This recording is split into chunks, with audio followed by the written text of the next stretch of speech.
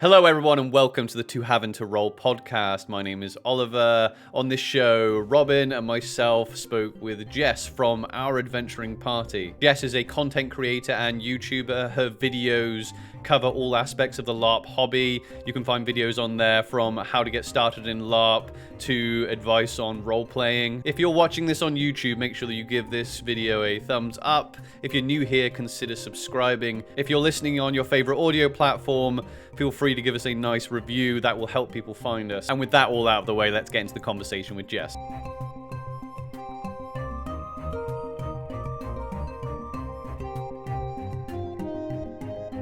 So, Jess, how long have you been LARPing for, and how did you get into the beautiful hobby of LARP? Oh, so I started LARPing in late 2012. Okay. Wow. 2012. Yeah. I first heard of LARPing when I was about 17, which is before 2012, but we won't get into that too much. But none of my mates wanted to go with me at all, so I kind of just slept on that for a few years. And then I met my now husband, who it turned out went LARPing when he was in his teens with his older sister. And I was like, great, show me. And it's just kind of snowballed from there, really. So what game system did your now husband play then when he was...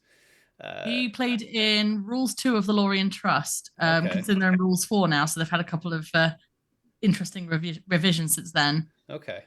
So is that like editions of the game then? Because we are totally ignorant. Yeah, we've never been Trust. to Lorien Trust, so don't know anything about the system at all.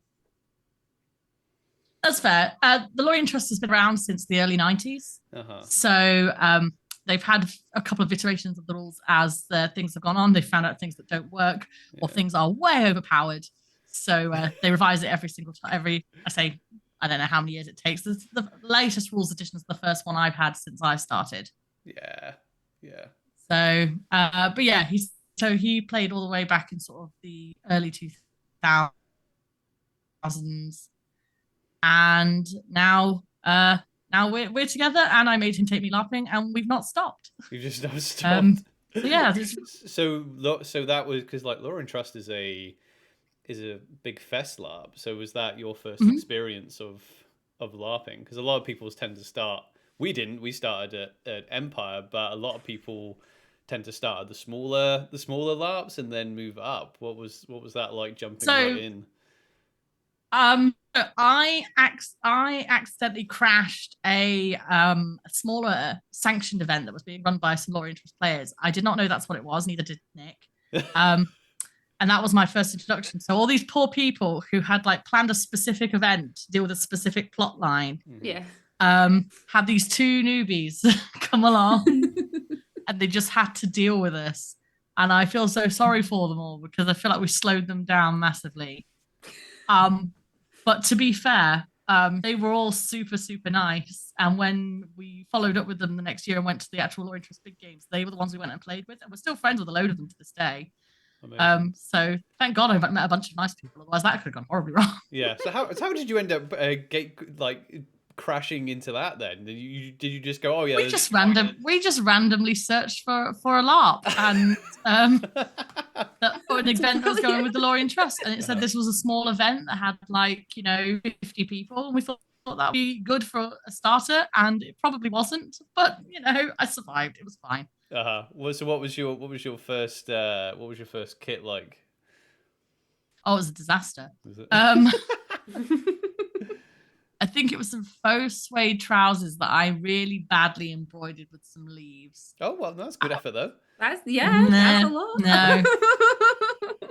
And I can't even remember what I wore on top. I think it was like a jumper with a corset over the top because it was cold and it was winter. Yeah. Works. It didn't look great, but it functioned. And I don't think there's any photos of me in it, which I think is for the best. So you've been playing in Lorien Trust then since it was 2012, right? So that's like it's over a decade. You're on a decade now, right? Yeah. Let's get going. I am, yeah. Yep. Long time playing now, yeah. So Lorien Trust I've been going to, since 2012. Yeah.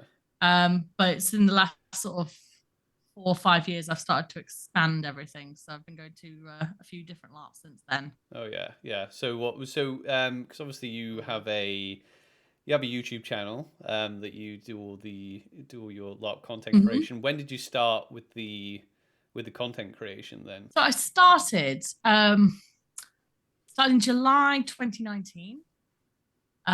When I was just coming to the end of my maternity leave. Because I spent about 6 months binging LARP YouTube while taking care of my son for the first 6 months of his life, because I couldn't go to some events because I had a baby. Yeah. And I couldn't get out and do anything. I wasn't working, so I was really, really bored. And I ended up watching a lot of LARP YouTube. And I was getting quite annoyed by some YouTubers, because no fault of their own, some of them post very irregularly. Yeah, yeah. I was just like, I can post stuff regularly. I was like, I'm just going to post a video every 2 weeks about some nonsense about LARP and see how it goes. And it's done all right. Yeah, so some of your earlier content then, Jess, because we've recently stepped into the content creator space, and then discovering everyone else in this space. Was it focused on Lorien Trust then, if that is the main thing you knew? Did you come at it from that kind of perspective, or did you try and, because we're very Empire focused, and I'm always I'm getting conscious of like, has this got an appeal for everybody? I didn't want to make it incredibly Lorien Trust focused, because the playbase in general for Lorien Trust, while it is a fest system and still quite big, it not everybody in the UK plays it. It's not even the biggest LARP in the UK. Empire is obviously a lot bigger. Curious Pastimes is a similar size. Yeah. And there's a lot of people who don't play multiple systems. Yeah. So what I went for was I wanted to try and, I was talking about fantasy LARP, to go into like rules specifications or anything like that, because not everything applies to everybody.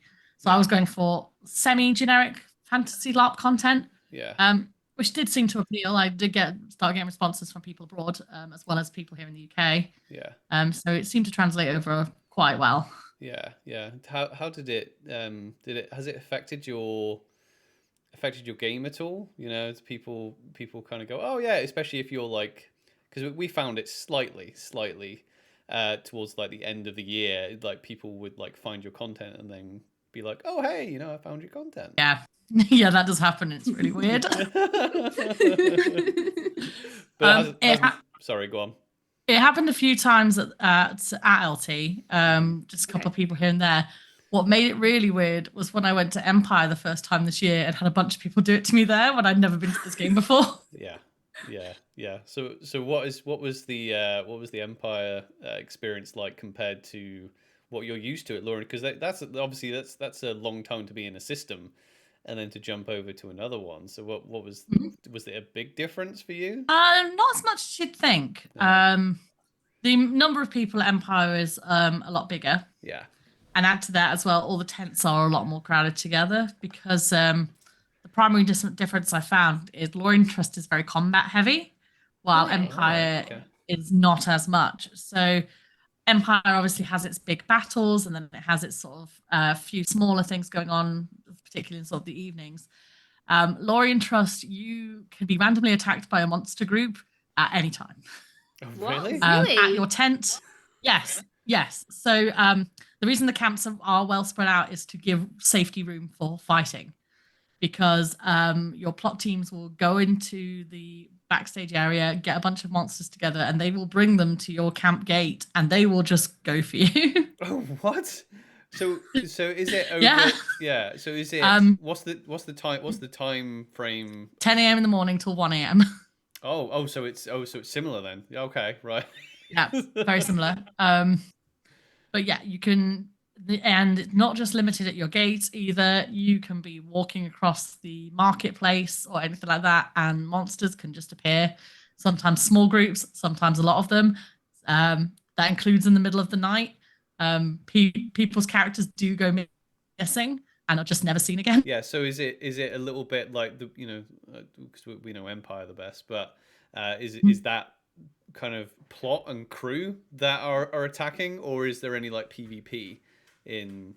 Oh, there's a combination of all of it. All There's right, loads okay. of it.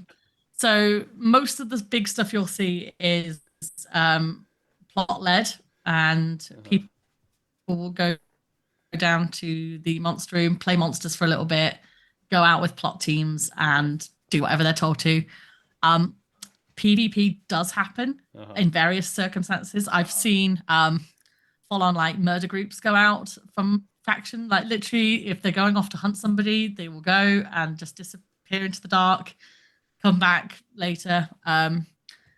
But there's also, we've had a few times where one faction has marched on another faction, which is always quite impressive when you see a group of, 500 or so players marching across the field to go and take on another 500 players who've upset them. Okay. It doesn't happen that often, but when it does, it's a sight. Yeah. So what are the distinct factions then? Are they like races or kingdoms or what? So they're based on kingdoms. They're all named after animals. To make them really simple and distinctive. Yeah. But each faction has sort of a generalized theme. I'm part of is known as the Lions, and they are half Arthurian mythology combined with some Atlantean mythology. Nice. Okay. And then it's a long history. There's a long history behind that combination, and I won't go into it because we'll be here all night. Other factions, we've got like the Tarantulas, which are based on traditional sort of subterranean elves from D&D. Then you've got the wolves, who are based on Viking and sort of Norse mythology. Oh god, I could go into the jackals are based on Arabian and Egyptian mythology, and it just keeps going from there, really. Oh wow, yeah. Oh, I love that. That sounds so cool. I think out of the ones that you're describing there as well, I feel like we'd end up like going towards the Lions anyway, because just the way you described it sounds a little similar to what we're in at the minute in Empire. Yes, come to the Lions. They're great. Come to the Lions. Come to the Lions. Yeah, we're all mental. Yeah. Yeah, you said Arthurian. That's us. Just all over. Yeah. So Well, there's another group. The Hearts, which are also a bit Arthurian as well. Really? The Lions and the Hearts used to be one faction before they had a civil war in the 90s. Very complicated. I missed it. I have no idea what happened. So the Lions the better one then? I would say that, but that's because I'm in it. It doesn't make it true. Yeah, they're quite a small faction. I don't necessarily think it's fair to say we're the greatest, but I will die for them. So Yeah, it sounds very like a bit like a Guild Wars type thing. It sounds a little bit. Yeah, more what it's like than like kind of nations like Empire. So what's like because you said that there's like history in this and that war, civil wars in the 90s. What's the overarching plot like? Because it must be a kind of large plot for a lot of players to go for that long as well. The plot that they run tends to vary from year to year, usually arcs over the course of like 4 or 5 years. We recently had a large war with another conquest on Imperial China. And that went on for quite a while. It was very dramatic. There were full-on dragon puppets. Warriors appeared at one point. That was terrifying as well. And that went on for quite a while. Several of my friends' characters died in that war. It was quite terrifying. Since then, we've had a battle with a Fane nation called Arcadia. And we had to spend several years dealing with the Silver Throne and the Fey Lords that sort of ruled that land. And I'll be honest, know what the current world plot is. I've spent the last 6 years actually running one of the in-game guilds.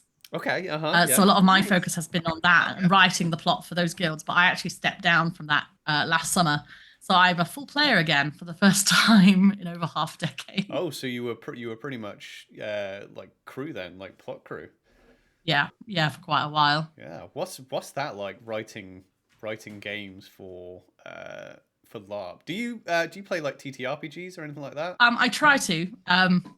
I was into D&D for a little bit. I sometimes play on and off with some friends. I've got another couple of friends who are trying to restart a tabletop Dragon Age game that we had going a while back. Oh yeah. Which I'm really looking forward to because that was great. Yeah, we played Dragon Age TTRPG for a while, for a long while actually, didn't we? Oh, quite a while, yeah. Yeah, good times. I ended up playing a Tevinter mage that was a cross between Taylor Swift and Kim Kardashian, which is hilarious. That sounds about right for the Dragon Age setting. I really love the whole, like, if you use magic, then you might end up in the Fade, you know? And it was just like every time you use magic, It was like, uh-oh, what's gonna happen? Anyway, my reason for asking that was, is it anything like writing plot for LARP? Is it anything like writing, stories and adventures for TTRPGs, or is it a little bit more complicated? In some ways, I would say it's a little bit more complicated, just because while the principal stuff is there, in that you should ideally know where you're going to start, finish, and end roughly, and at the same time being aware that players will likely derail it. It can be. The main difference, I think, is that if you don't know, you will never know the players at a LARP as well as you will the players in a tabletop game, because your tabletop game are generally your friends. Yeah. Whereas a LARP, you could have anybody. And some of the creative solutions that you think they're going to come up with not only don't come up, but they come up with a whole new set. And it's like, what the hell? I once had I wrote a plot, my very first plot that I wrote. I'm not a good plot writer, just for clarification. So don't be afraid to tell me this is absolute crap. I wrote a plot about essentially some eco-activists, and I use air quotes because you can't use the word terrorist in family-friendly LARP. Yeah, it's fair enough. And they sent exploding letters to all the factions. It nearly killed a few people. It was great. And basically they were trying to campaign for equal rights for like beast people, which they already had, but frankly, these people didn't care. And they wanted a private island that they essentially could, use as a refuge for, all of their people. And what I expected the players to do was to shiv them. What I did not expect was the players to just go, okay. Here's your island. So these activists had gone and they'd like sent bombs after people, they'd sent assassins after people, and then they made their demands, and all the players just went, yeah, all right. I wouldn't have said yeah, all right. Yeah. My expect was to be no, shiv, and that didn't happen. So now somewhere in the world of the Lorien Trust, there is an island full of animal people who are very pleased with themselves. Yeah, well, it's cool that you can add to that wider world building and things like that. I know it's not an exact science, right? Especially writing adventures for D&D, and we've spoken to a couple of people that are into plot in LARP, and it's just like, don't the advice, the great advice you're always given, I've never been able to follow it if I'm writing an adventure, is present them with a problem and don't come up with a solution, because then you can't be like, oh no, they've done this. You just go, okay, here, and then just react to what they do after the fact. Yeah, and in an ideal world, that would be great. The problem is that the Lorien Trust events are all held quite close together. Oh, really? So, so the first two events of the year are held on both May bank holidays. And the other, other two, yes. So both May bank holidays are the first two events of the year, and the second two events are the first weekend in August and then the August bank holiday. So sometimes you find yourself having just 2 weeks events, depending on where the bank holidays land.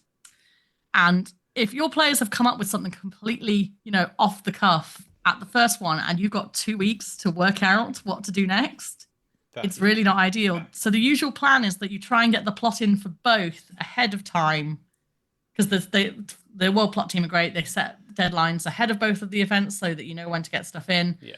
And then you kind of have to alter the second event one depending on what happens in the first one, but you might only have that because they've got to sign off on it ready for the next event.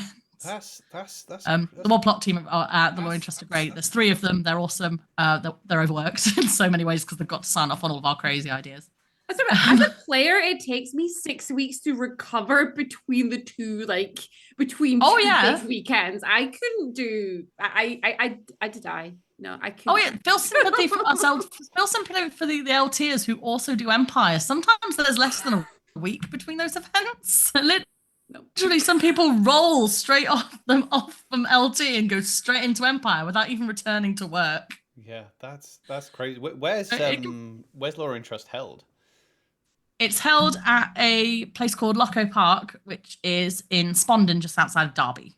Oh, right, okay. Yeah, well, I mean, that's quite a trek if you're going from one to the other as well. Yes. Yeah. Yes, I live in Nottingham, so I'm quite close to Derby. Oh, right, yeah, so you're not I'm too far very away. aware of that trek. Yeah.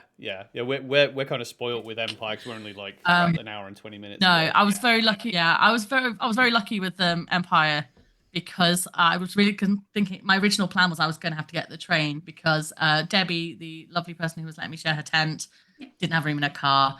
So I was like, I'm going to track down on the train with everything, and then I managed to score a lift from the Empire LARP travel page with some random people who turned out to be the LARPS and TARPS podcast.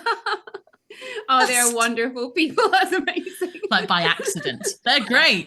They were great. And I was so excited because I listened to their podcast and I was like, oh my God, this is brilliant. And then they didn't listen to, I don't think they knew of my channel, which is completely fine. I don't ever expect anyone to like know my channel. I'm an itty bitty channel.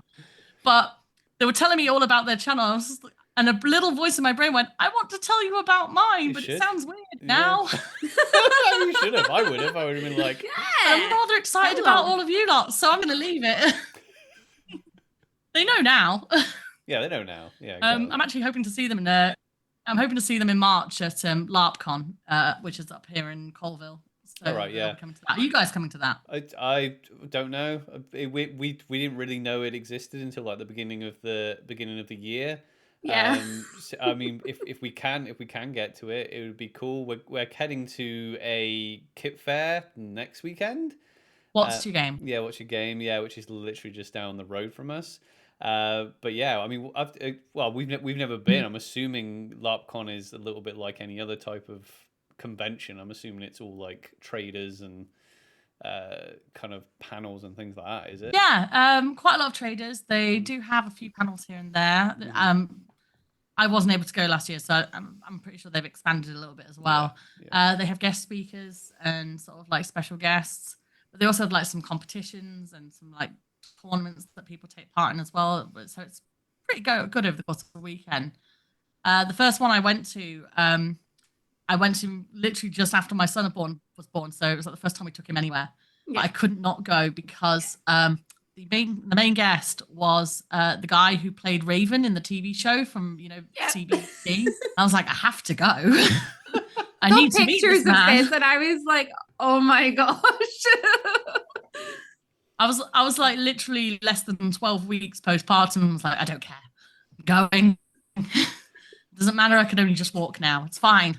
Yeah. We'll go. It's fine. Yeah. Go Arthur's never been exposed to people before. It's fine. This is the first person we're meeting outside the family. There. But yeah, it's a good day. It's a good couple of days. So yeah. No, it's definitely a good couple of days. So if you guys want to come, please you can pay on the gate. Like I say gate, the door. So it's not like any more expensive if you do. I know the LARPs and TARPs are going. I think like a few other Empire LARPers are going. I know Hefty Yeti goes. Steve, he's brilliant. I don't know if he's going this year though. We definitely won't go then. We'll avoid. Oh no, I don't want to go. Steve's going. So yeah, I'm trying to see how many of us we can get into one room. That'd be fun. We could do a meetup, do a little bit of a creator meetup or something. That'd be fun. That'd be fun.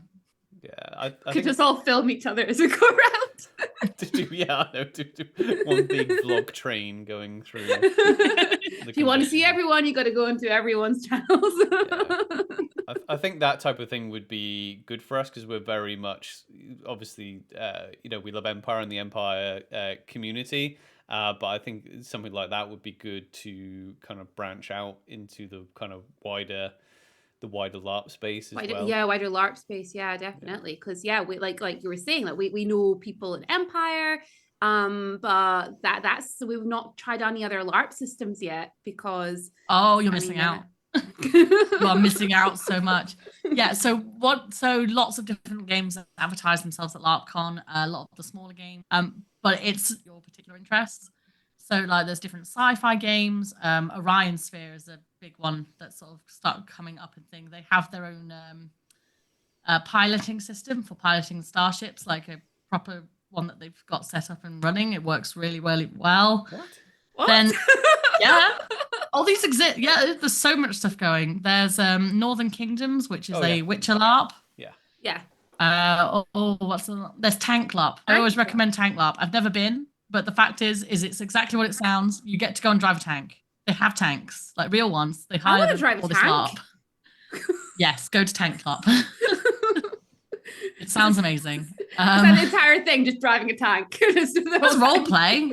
There's role play to it, but yes, but there is a large portion of it is driving around a tank. That is a part of their role play. I mean that sounds great. This is why you need to go to LARPCon. Yeah, a lot of people we're literally hearing about these LARPs from you right now. And you were saying about like your content creation. Do you think that there seems to be a big space for content creation in LARP, literally because people either don't know what LARP is or they just don't know what's available or how to get into it. Even the people in the space don't know about half the stuff that's going on. Yeah, I think especially LARP in the UK, I think once we get into a system that we really enjoy, it's really easy to get comfortable. Yeah. And sometimes it doesn't even occur to you that, you know, you can go off and do another one. Plus, let's be fair to us all, it's a lot of headspace and a lot of energy just to sort of maintain one LARP game, especially if you're going multiple times a year. But there are so many good like one-off LARPs or smaller LARPs. I know one I keep seeing on Abby's feed is what's it called? Second Breakfast. Second Breakfast. I knew you were going to say Second Breakfast, and you said Abby's feed because Abby loves Second Breakfast. Yeah. I keep watching it going, I want to go to Hobbit LARP. But yeah, and there's games for pretty much every taste, every genre, all ages as well. I mean, Vampire the Masquerade's a big one because that's been around forever. You can find sections of that all over the country if that's what you're into. Is as well, and it's fascinating. I know somebody who recently ran a LARP where I think the currency of it was time, and it was kind of an existential kind of, you know, what do we do when we only have so much time? You know, and if we could trade time for, you know, commodities or whatever. I think that's what she did. I don't know. I'm not good with existential stuff, so I was just like, I'm not going. But everyone I know who handled it. Yeah, so I love LARP in the fact that it's got so many different genres. It can cater to so many things, and you can explore so much of yourself through that. Yeah. And yeah, I think it's really easy for us to sort of be limited in this one idea of what we think LARP should be. Yeah. And we don't have to be. We can just, you know, keep exploring. Yeah, exactly. So what's your Lorien Trust character like? So her name's Briar. She started essentially as what would happen if I throw a Disney princess into this scenario. And the answer is she becomes a crazy ice person who I keep sort of joking with my friends that her end goal is to essentially become the Night King from Game of Thrones and just freeze over the world and try and kill them all. Nice. That could happen. That is still an option. So we're going to see how it goes. But she's great. She is a archer character. She led the Rangers Guild I led it for 4 years. And yeah, she's now retired back to the Lions faction to take care of her family, where I expect she'll be promptly murdered by people who don't like her there from years ago. Which is fine. That's the nature of the game. Yeah. So what number of character is that? Is death quite common in the Lorien Trust system, or? Not too common. Yeah. Some characters do last quite a while. But it does depend. Like we do have certain characters who are essentially playing hitmen, and you can hire them out from and if you want to have someone bumped off for various reasons. At the same time, sometimes you just got muggers who are a little bit too good at their job. Yeah. It doesn't happen too often. I have been to entire events where nobody died. Oh, really? Yeah, events where there's large numbers of death is where things suddenly become significant. I have also been to a smaller event where we had what can only be described as a massacre. Oh my I gosh. think we lost 15. It was a small event. It was about 50 of us there, and I think we lost 15 characters in the final battle. It was brutal. We really lost really bad. We had to leave people behind. Like, people died. Yeah. Well, like, we were all bawling at the end of it as they're doing the final, sign off. So yeah, combat in the Lorien Trust. You were saying that you get knocked unconscious, and then there's no. Mhm. You can scream and shout. You can scream and shout at Empire, but you can't. No. You can't at Lorien Trust. You can if it's your arms or your legs. But if your head or your chest are at 0, then yeah, you're out, and you are just gonna have to hope that somebody sees you or spots you, which they may do, they may not. Our bleed time is a lot longer than Empire's though. All right, so Okay. if you're only bleeding if you're bleeding from all locations, it's a lot shorter. But if you're only bleeding from a few, it's about 10 minutes. I think it's 10 minutes. Oh, okay. So if somebody finds you and you can't shout or anything if it's your head or your chest, but if somebody finds you, are they able to communicate with you in any way to find out which area If they can heal you back up and get you conscious again, then yes, absolutely. Right. Okay. If not, then maybe they know speak with dead. Oh my gosh. So you said like And even then, you can only answer yes or no questions for speak or dead, so that's not helpful. Oh, that's like D&D. Yeah, okay. So you said like different bleeding from different areas. Is it like are your hit points and things like areas? Yeah. So Empire has global, isn't it like global hits but locational damage, right? So like only for only so yeah, you have a pool of hit points, but it only things like cleave will be limb specific. Yeah. So in the Lorien Trust, the hits are per location only. So everyone has at least one hit, and they have one hit to each location. Mm-hmm. If a location goes to 0, it becomes unusable. If that is your chest or your head, you become unconscious. You can add hits to it, and you can have armor, which adds more hits. But it's all locational. So except for a couple of odd things here or there, which are magic spells of various kinds. Yeah. So that's the main sort of thing. So if I get hit, let's say 3 times on my left arm, I can't use my left arm anymore. I can still run away. Yeah. My legs are fine, so I will leave. So it's harder to get put on the floor, but once you're there, it's a bit tricky to get people to come help you. Yeah. So these big, you're saying like the big battles, how many people are usually involved in there? Because obviously the ones at Empire are like huge. Ones at Empire are huge. I would say the Lorien Trust ones aren't as big, but there's usually less people who have stayed behind in camps to do them. Right. So, because obviously in Empire, you have to go off to the field through the gate, and, some people quite a lot of people, in fact, will stay and, do whatever. They'll hang out. Yeah.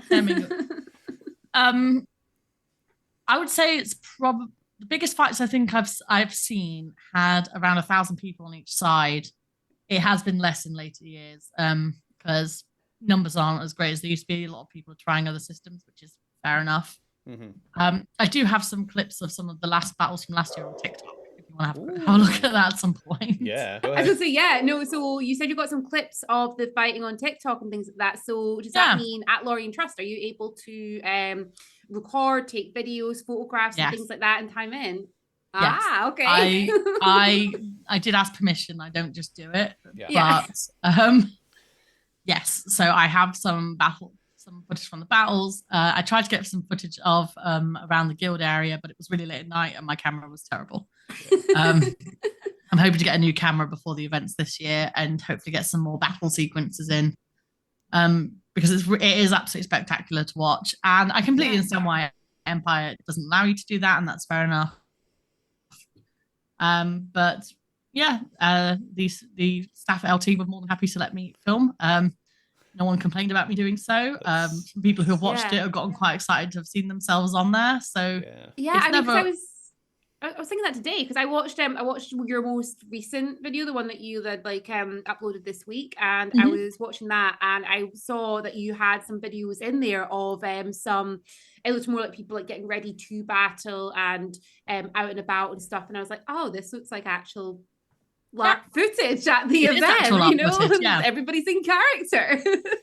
Yeah, the Lorien Trust have been very accommodating with me. I'm working really hard to try and make sure I'm not interrupting people's game. I don't think I've always succeeded, but I'm getting better and better each time. So, and once I can get, my aim is to get quite a subtle handheld camera this year. Oh, that'd be good.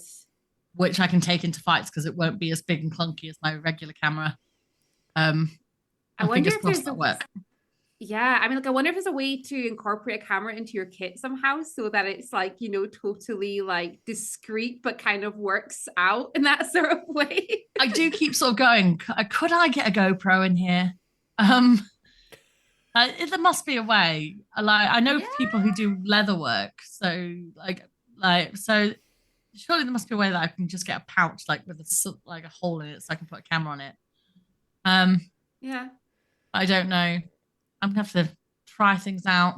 Yeah, I gotta admit that even just the fact of being able to film, like, obviously, you know, like you said, you ask, and that's obviously what you should do. And Empire, I appreciate that there's no that they have the rule, but when you're a content creator, it's kind of handy to get some some footage, you know. And not only is like you know, Found Decisions are very sharp on it, but also the player base is quite sharp on it as well. So any time we've shown people, we've tried to get permission from Profound Decisions, from all the photographers that we use, and we try to get everybody who's in the photograph, even if they're like in the distance. You know, most of the people have been happy with what we've done. You know, we've had maybe one or two people go, oh yeah, I don't know if people, or people will like speak for other people and go, oh, I don't think people will be happy with you know, you showing these people in in this setting. I'm like, I assure you, we've asked. You know, so the community seems quite sensitive to that, don't they? Or have you found that? Not really at Lorien Trust, no. So if anybody is uncomfortable, I am more than happy to cut them out, of course, and offer a big apology. But in defense of Empire players, I know they've had some bad experiences with people coming and filming in the past. I know that's why there was a blanket ban a few years ago. And I completely get it. I mean, I have a couple of bits of footage from Empire, one of which did very well on TikTok. But as you'll see, it's got a lot of mist in it because I filmed it at 5 a.m. I went to the loo, looked out at the mist over the camp and over the marketplace, and went, "Oh, that looks great! I'm just going to get a quick bit of that on my camera." Is that the image you have on your opening for your videos? Was that a different image? That might be a different image. That might be from LT. Yeah. I take a lot of photos and images of LARPs at 5 in the morning. Because I get up at stupid o'clock for some reason. Go to bed at 1 a.m. and I'm still up at 5, 6 a.m. for some dumb reason. And there's nobody about. So that's when I find it. And sometimes the lighting's brilliant. So I'm just going to go and take some photos, get a bit of footage of the camps while people aren't ruining it. Oh yeah, exactly. I mean, like there's been a couple of times I've got a few like nice little videos, and it's been like, first thing, we got up as early as we can because we make coffee from the tent. So we'll get up nice and early to get the coffee done. And I've looked out the glory square and the flags are sitting just right. And there's a little bit of mist. And I'm just like, yes, this is perfect. And nobody's in the shot. Yeah. And people won't, I don't think people at Empire will complain too much because when it's that misty, it's blatantly obvious that it's before anybody's awake. It's definitely out of and I think that's the big thing, is that they really don't like it once timing started. Yeah. Which is fair. So yeah, I think it's fair. But I really appreciate the Lorien Trust being so accommodating. I've asked a couple of other LARPs if I can film, smaller ones. Some don't get back to me. Yeah. Which is fine. If they don't, then I won't. Simple as. I'll still talk about the events afterwards and make those videos.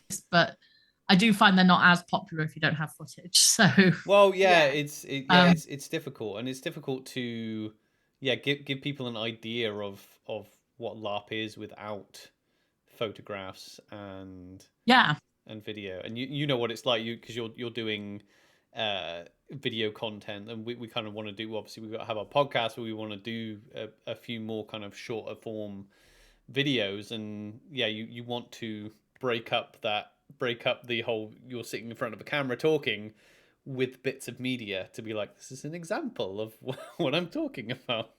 yeah. I've been feeling the lack of LARP footage even I have, sort of especially over this winter, when I've found that I need to have more and more like stock footage just to break up the B-roll on my videos. You've probably noticed it as they've gone on. It's just like, this is more just random stuff, and that's vaguely relevant, but it's not really anything. And it's because I just haven't got the footage.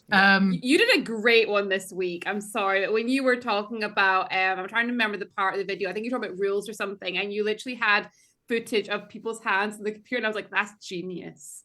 That is genius. Yeah, that's just some random stock footage that I got. I've edited on Filmora, and Filmora has some stock footage from like Pixels as part of their package. So I just go on that and just search rules, or typing or whatever, and something appears. And I've tried to find one that looks vaguely along the lines of what you want. Yeah, that's pretty cool. Yeah. The thing is, if people want the hobby to grow, and it will, whether they like it or not, or it won't, Yeah. and there will be more people. If it's not, I mean, people can get maybe annoyed at people like us coming in and doing it if they don't like us taking photos or videos. But if it's not us, it's going to be someone else, and it's going to be someone else. You can't really, because I've seen online people go, oh yeah, I wish there was more LARP. I wish there was more, because all the smaller LARPs are full, and I wish there was more fest LARPs. And you're like, well, people have to market this, and I know PD have been open about this, saying they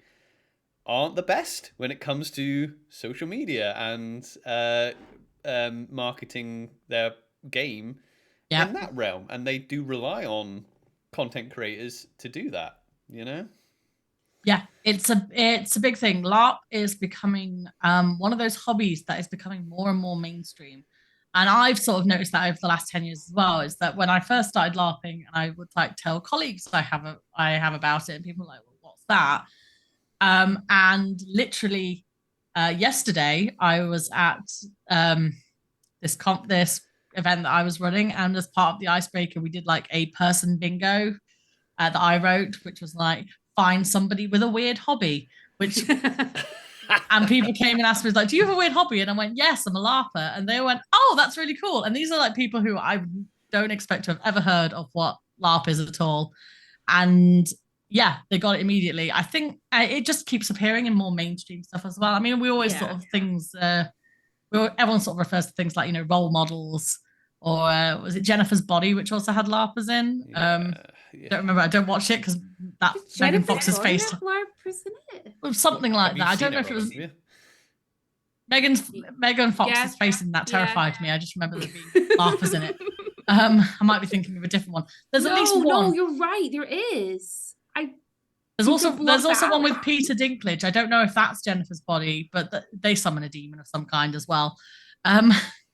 And that was kind of the old sort of LARP films you had. Yeah. And then even last year, Hawkeye came out, and there's LARPers everywhere. Yeah. And suddenly loads of people are like, well, what's LARP and what's going on? Yeah. And it's only going to keep building from here, because it's becoming more and more of a mainstream hobby, especially with things like D&D are becoming more popular as well. Yeah. Because we were really into cosplay, and we got into cosplay like just before this big wave hit, and it was like, because there was only like, you had London Comic Con, that was kind of it, and then you had to go like San Diego, and we kind of started getting into cosplay, and then all of a sudden it had this huge surge of popularity, not because we were in it, but we obviously must have tagged onto it, and because it was just in the zeitgeist, then all of a sudden there was conventions everywhere, here, there, and everywhere, and then we got into D&D, and that had a big resurgence with like Critical Role, and it showing up on Stranger Things, and obviously we were like, oh, cosplay, D&D, you know? Oh, I've always heard of LARP. I was a bit like you actually when you said, you know, you'd heard about it way before you tried it. Yeah. I'd heard about it from a friend at school, and it just sounded like I went, oh, that sounds really cool because you get to like, you know, wear armor and play with swords, and I love fantasy.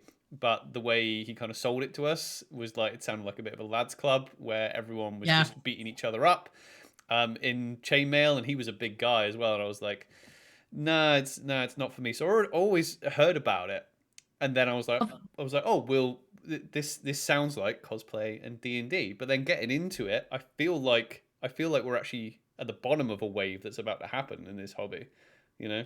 I think so. Yeah. I think we are on the cusp of something. I know that Profound Decisions announced that this year was their biggest, last year was their biggest year for Empire ever. Like literally more and more people were coming. And I'm not surprised by that because Empire players promote this game religiously.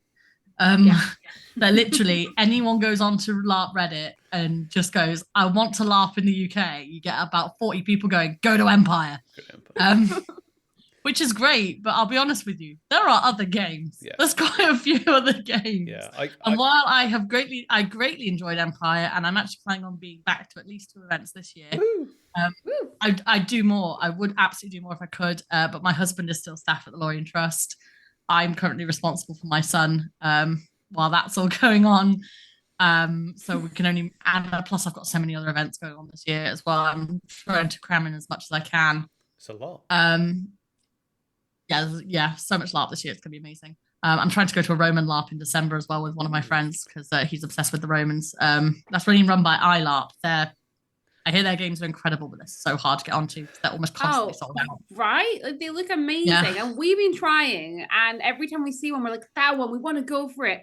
And they're gone. I'll be honest with you.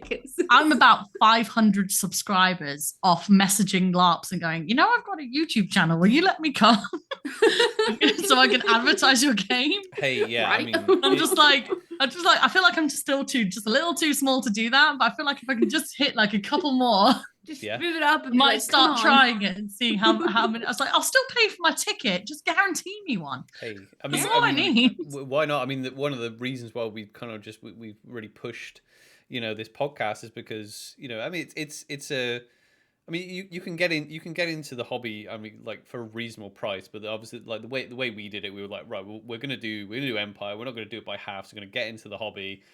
So we spent all of our money basically that was aside for it, you know, in the summer. So we haven't, and people go, oh, you going to this event. I'm like, no, we're out of cash, you know. So this podcast has been our LARP fix, if you like, until yeah. Well, that's what my channel was for me as well, because I started my channel in 2019, and then world events happened in 2020.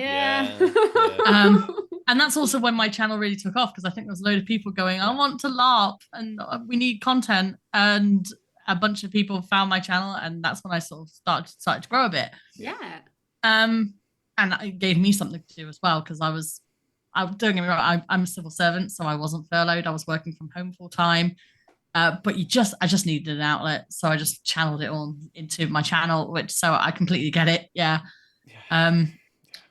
But yeah, I've completely lost track of the original of what we were talking about. There's loads of there's literally so many LARPs out there. There is, and I think there needs to be more. I can totally see why, because Empire is definitely for me anyway. Like when I looked at it, I went, that's for me, but I understand why it wouldn't be for everyone, because it is lot of there's a lot of political. The PvP is political. Yep, it's almost entirely political. Yeah. So I think that's incredible, though. Yeah. I think like literally, it's for me, it's a really interesting change from where the PvP is literally stabbing people.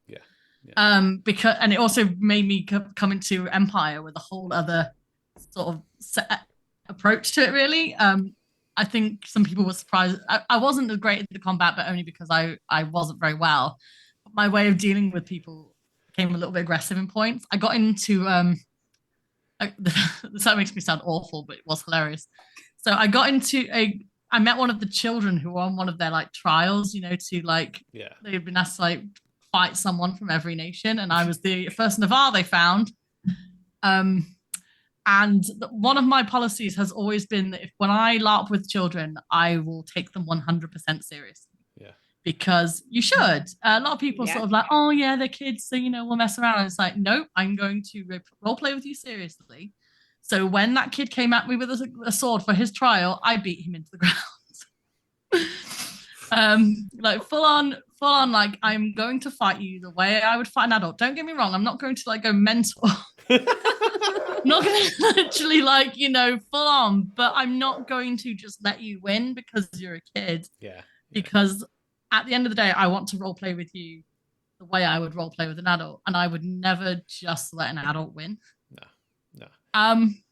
And that kid his dad was more of a good sport about it. The kid was very sweet, but I think I was probably a bit harsh on him. Well, but I think at the same time, I was like, would I have come at it that way if I was more of a political character and I hadn't come from a system where literally children rob you for your boots? Like, kids at LT are vicious. Yeah. They are the most vicious players. They will absolutely stab you up if you get the chance. Yeah. I've watched 2 kids rob a bank. That was one of the greatest moments I ever had at LT. 2 kids came in goblin masks and held up the bank and ran off with like a bag of gold. They can't have been older than 10. It was amazing. Clearly the bank let them kind of do it because it's almost impossible to rob the bank. But it was just the fact that these kids had the gall to go, you know what, let's try it. There's a well-known character there called Taxi. And he literally has a cart that he will pull around the whole event so that people who don't want to walk from camp to camp can ride in his cart. He was outside there waiting for them. He was their getaway driver. And they climbed in, off they went. Oh, the foresight in that plan. I mean, It was the greatest thing I've seen in ages. It's just these 2 little kids with goblin masks on, like, stick them up to the bank tellers. I absolutely love the role play with the kids. Ever since the mistake I made at first when a couple, it was like 3 girls were like, can we fight you in the glory square? And I was like, yeah, sure, I'll come and fight you. That sounds so honorable. They kicked my butt. Yeah. Like, for real, kicked my butt. I was down. They were so fast. They were so good. Yep. And then we made friends because I was like, I need you on my side. And now they're my little birds. They bring me information. They steal from me. Yeah. I will never go against a child. No. Especially if there's more than one. That's a rookie mistake. That was going against a gang of children. But they seemed so sweet. They were so little in their little dresses. Lies. This is why I was okay with fighting the child. Because let's face it, it's their world, right? Like LARP is something that just like kids just do, because LARP is essentially an extension of play pretend.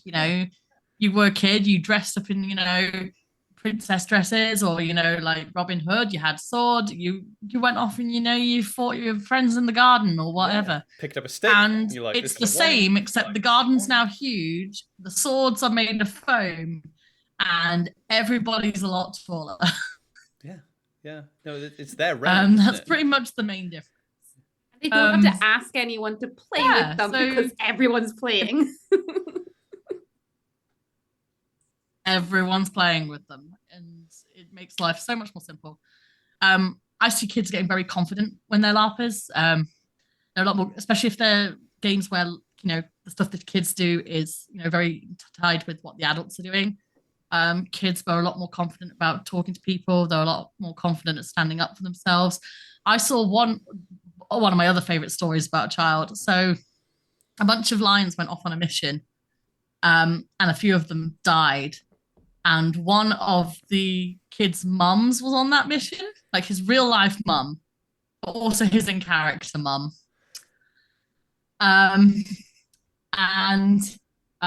his mum died. His mum's character died. And the leader of the mission came back, and the leader of the mission was like a mole beastkin kind of character. And this kid goes up to him and with a quivering little lip went, "But you're a mole, you could have digged and saved her." This kid was 11.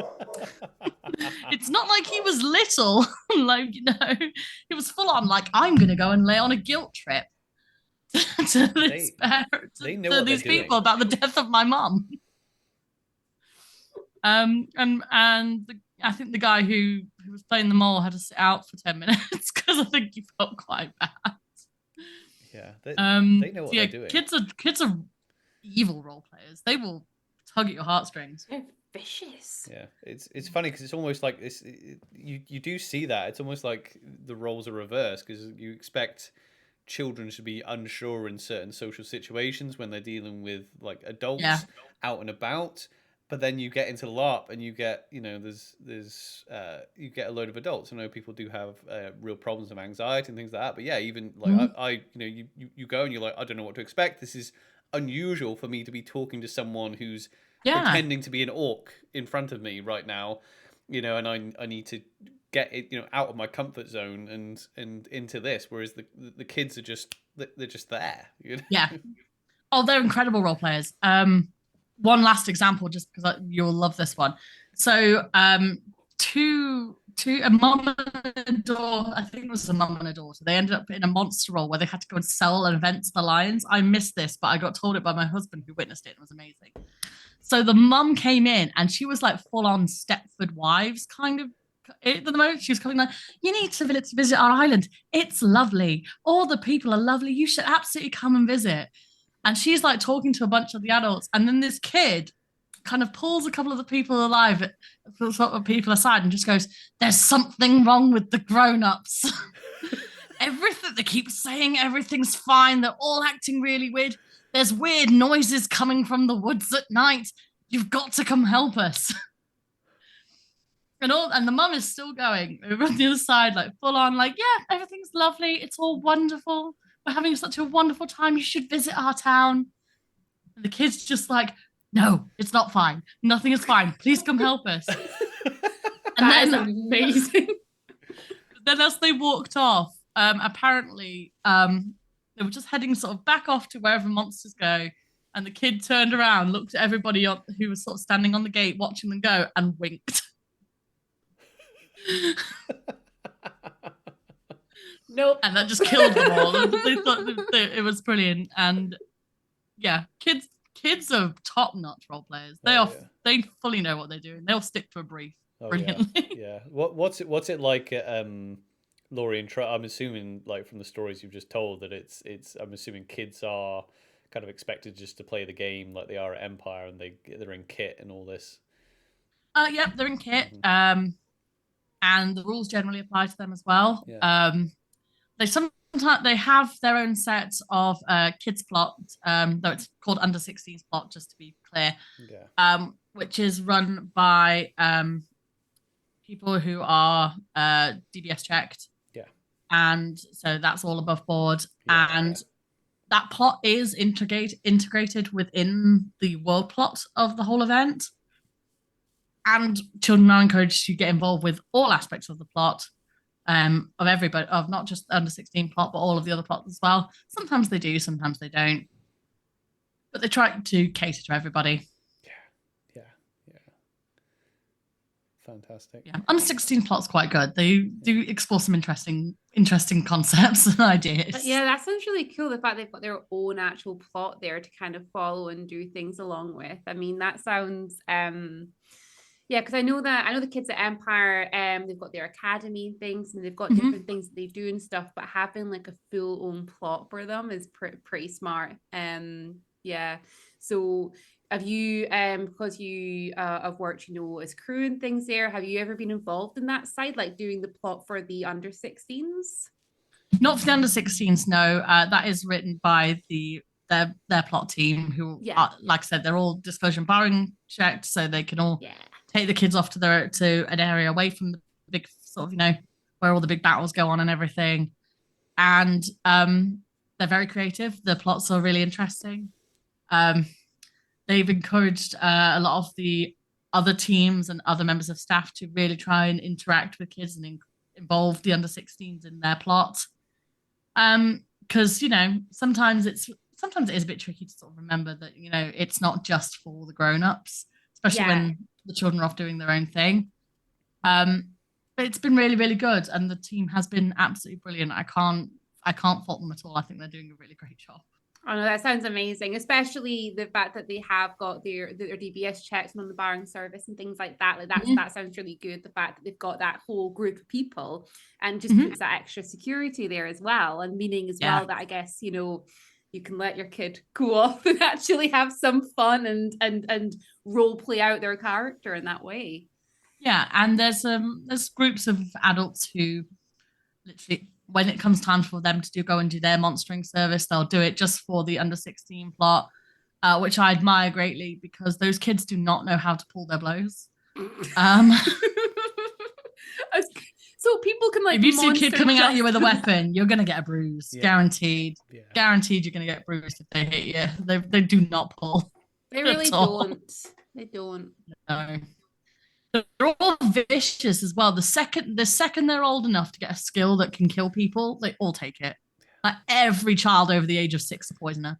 They've all got the ability to use poisons. They've all got access to the spells that kill people. They're really into it. It's terrifying. I don't know about that. I don't even know how it works at Empire, Robin. Actually, because I don't think they get skills until they pass the academy. I don't think. No, they do have skills because I don't know all the ins and outs. I can ask them, but one of the kids actually used their ability on me last time before we went to battle to give me some extra hit points. Oh right, yeah, that's right. He didn't want me to die. She brought our sister and her mum over. They did a big ritual. It was lovely. So they do get skills, but I think they do need to pass a few things before then. But yeah, and they do have their own little skirmishes that they go out to do. So I guess we kind of have the same thing there, where people will have to monster for them. And I've heard some stories similar to what you just said, Jess, you know, that they go out and these kids just don't pull their blows. They don't. And they just pile on the monster. Don't know if there's something they magically learn at the age of 16 about how to not bruise people, but they really do hit very hard. I mean, I think it'd be quite fun to monster. I wouldn't mind trying it once to monster for the, you know, for the youngsters. I totally monster for the kids. That sounds amazing. Wear a cup, because they will go for sensitive places. Protect yourself. Hey, I do know people do wear cups at LARP. Yeah. I've considered Do it. I've got to admit. Trust me. I've seen some horrific blows. Yeah, especially since they're all like waist height anyway, so literally it's the first place they go. So trust me, if you're going to monster for kids, protect yourself. Yeah. Even outside of that, I think there was a few arrow related injuries last year that I heard about. I think that was when we had that conversation where you were like, might get a cup next time. Oh no, yeah, I got shot a couple of times over the course of last year in a not so great place. Yeah. I say this from a decade-long archer. Never ever joke with an archer about getting shot in the balls, because the guaranteed next hit, even if they were aiming at your face, will hit you in the balls. Yeah. Every single time. Never joke about it. It will always hit. It's just safer to just not say anything. It's inevitable. So a long time archer. Is that why you chose Navarre when you came to Empire? No, because I'm not an archer in Navarre. Ooh. Oh. Mind you, there's hardly any archers left in Navarre, I think. They're shield walls now. No, it's just I don't want to do the same thing at every single event. Plus I got singled out by weapons check for not having my bow with me. What? Which was hilarious. So the head of weapons check at Empire is Mike Hilton, also known as Fire Pit. Fire Pit used to be the head of refs at Lorien Trust, and I've known him for quite a while. Right. Okay. And so I went to the new player briefing, which was being run by a lovely gentleman called Al Bevan, who is one of the staff for the Navarre, who I also know from Lorien Trust and have worked with for a few years. And then in came Fire Pit, and he came to talk about weapons and, you know, weapon safety and all that, and he mentioned archery, and suddenly he literally just went to me by the wall. And he turned to Al and was like, for some reason, I just felt the need to look over there. And I was like, yeah, I don't know why. Yeah. And I was just like, I don't know why either. I don't have a bow. I didn't bring it with me. I literally know nothing about archery in LARP apart from the fact that it's people say it's more expensive because obviously you lose arrows constantly. But is there a big difference between like the rules from one system to the other with archery, or is archery usually just archery? So it's not archery does vary from game to game. At Empire, it's got quite dangerous calls to, make it quite interesting. Other games like the Lorien Trust, it doesn't as much. I find that archery, no matter what LARP game you go to, is generally a labor of love because you will constantly meet people who tell you not to do it. Right. That's so true. That's so true. You talk to anybody at Empire, at least I know. Why would you do archery? It's so expensive. It's not worth it. It doesn't do much. It's just like, shut up. I'm more than happy to give myself a handicap in this game because I like it. Yeah. It's all about looking cool and feeling cool, right? So if you feel you want to be a epic cool as an archer, it feels great. There is a great joy in killing something from over 50 feet away. Yeah. There's a great joy, especially when they don't see it coming. I once had a monster walk down a hill and I shot it before he even got close to the front line and he died immediately and had to go all the way back up that hill to the respawn. Yes. And everybody around, and that was an amazing shot. It was one of the best ones I've ever done. And yeah, I think archery in LARP is absolutely brilliant.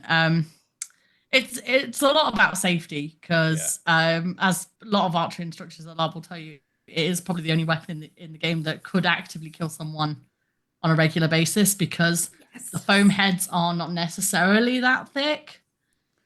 So you do need to make sure you are pulling your blows. You need to be checking those arrows because if they are broken, then you essentially, if that head comes off, you are essentially just firing a real arrow off into the distance. It's not controlled. Yeah. If it's not controlled and it's got a pointy end, it's going to do some damage. Yeah, because they're like fiberglass as well, aren't they? Is the fiberglass? Yeah, a lot of fiberglass ones, IDV arrows. Some people stick with their traditional wood ones. People will tell you that there is a difference between the two. I think because of the fact that they've got a giant foam head on the front, it makes not much difference. I can't see that. The only difference I would think with like the fiberglass is that once they're on the floor and then people stand on them, they might not be that overly safe to handle after that. Fiberglass is a lot less breakable than wood. Okay. Don't get me wrong, I wouldn't recommend actively stamping on one, but I have had a couple trampled underfoot and not shatter. Yeah. Whereas if a wooden one gets trampled underfoot, it's guaranteed to be gone. It's gone. Yeah, fiberglass is totally flexible, but if it does break, those fibers can be little. Yeah, I find the stereotype people have of losing arrows to be either people not admitting that they're not a great archer, or just being generally incredibly careless. Because I think I've only ever lost 2 arrows entirely. Like didn't come back to me at the end of an event, and one of them came back to me 2 years later. Which was cool. 2 years later. Yep, it appeared. What journey did that arrow go on? No idea. It appeared. It appeared in the arrow pile at the Rangers Guild, just randomly one day, and I know it wasn't there before because I was head of the Rangers Guild, and the arrows were in my house between events. So I know that my arrows were not in that pile when I took it home with me. So somebody slipped it into the pile when I wasn't looking. So technically speaking, I've only ever lost 1 arrow at an event. And don't get me wrong, you do get ones that break, and you do get some the only word for it is assholes who will stamp on your arrows. There's less and less of those around anymore. People are generally not nicer. I rarely see people lose arrows on a very regular basis. And frankly speaking, because you don't need to have bows that are covered in foam or anything like that, I find that the relative cost of, let's say, of a, short curved bow with 6 arrows is probably in the same cost range as a sword and shield. And as long as you take care of them, odds are you'll walk home with those arrows almost every event. Really? So if you were just getting into archery then as a LARPer, would you recommend, a bow, and would 6 be enough? Or if I'm like, right, I'm going to do like a... I have functioned on 3. Oh, really? Yeah, there's often an unspoken rule in LARP battles, though this is mostly LT. I can't speak for Empire because I've not done Archery Empire, and I don't want to speak that. At the Lorien Trust, there was a general unspoken rule that if you're in the middle of a battle and you come across an arrow as an archer, if it's in good nick, you can use it. Yeah. Okay. And that is a rule we all follow. Then when the battle is over, we all go down to the Rangers Guild, drop off any arrows that aren't ours, collect any arrows that are ours. If we're still missing some, we'll come back in a couple of hours because sometimes people take their time to get back down there. Most people go home with all of their arrows. Sometimes there's a broken one here or there. I think I've only ever binned 3 IDV arrows since I've been in that guild, though. Yeah. Other people may have binned 1 or 2 of their own, but I've only ever binned 3 because they were completely wrecked. Yeah. I mean, one got run over by a car, so it was definitely not gonna. Oh well, I mean that's. I know that at Empire, just being out on the battlefield, when it comes to like arrows and things around the place, we tend to have piles by all the refs. For lost arrows. This is now secondhand information. I was told that they weren't allowed at Empire to pick an arrow up and use it if it's been fired, because it needs to go back to weapons trek again. People definitely do it, Empire, though. but definitely do it. I mean, at the Lorien Trust, we check our own arrows. We do our bow competency, and we check and we teach people how to check their arrows safely. I was a competency instructor for 6 years. I'm still got my competency going out, so I plan to keep doing that. So how do you do that at an event then? Do you do it for like new players, or everybody who's coming to the event, that event goes to the competency thing? If people want to use archery, then they have to do a competency, because you have to prove that you're safe. Okay. I encourage all new players, regardless of whether they want to do archery or not, to at least try it. Yeah. Because at the very least, then you know if other people are being unsafe. Yeah. So it's always worth just going through to just see what the safety standard is, so you know when to turn to a person and go, or don't throw an arrow, because people do that. They will pick up an arrow and just go, oh, this is in the way, toss it to the side. You're not allowed to do that. Yeah. So I encourage everybody to do a competency. Once you have a competency, it's valid for 3 years, and then you have to retest. See, I like that. Like having experience, and it's really quite rare that there's like, and I'm talking more about like just combat in general. It's really rare that there's like properly, unsafe players in combat. Yeah. It really is. Yeah, it is rare, but I kind of think when you do see it though, it's bad enough to think that like everyone should have to go to something, because like, I know our experience at Empire, it's like, there's a new player meeting, there's a new player skirmish, there's a combat brief, there's this. You don't have to go to any of that stuff though. No. See. No, I noticed that as well, that none of it was compulsory at all. When I didn't get to go down to some of the briefings, because sometimes I got on site a bit later than other people, and so I didn't go to that. But when the Navarre offered a combat training session, I went to it. I know how to fight at LARP. I've done it before. For many years, but I wanted to see how they fought and how they fought safely. It was fine. They were really great, and it was really fun to sort of try that out with them, especially since I hadn't actually fought with a polearm in a long time. But safety standards in LARP are something I will always promote. Especially with things that are going to do more damage. Bows and arrows. Being a big one. Exactly. It just occurs to me that it's like, well, you could literally buy a ticket to these LARP events, not read anything, show up and still participate, and never having read or heard a rule of a pull blow, Yeah. So it's like, I'm sure it would still, obviously, it would still happen, or accidents happen, or whatever. But I think it's a bit of it's something they might need to look into. If you don't have, because I like the idea of that. I like the idea of you going, like, so if we all went, okay, we're doing our. I'm going to talk about Empire, but like, there's how many events in Lorien Trust are there a year? Is it four? Four big ones. So so the same. So like, say if you're going, right, I'm going to go the entire season. I'm going to go at the beginning, like E1, event 1 of whatever system I'm going to, go along to the new player brief, and it tells, or not, just the game brief. It tells you these are the codes of conduct.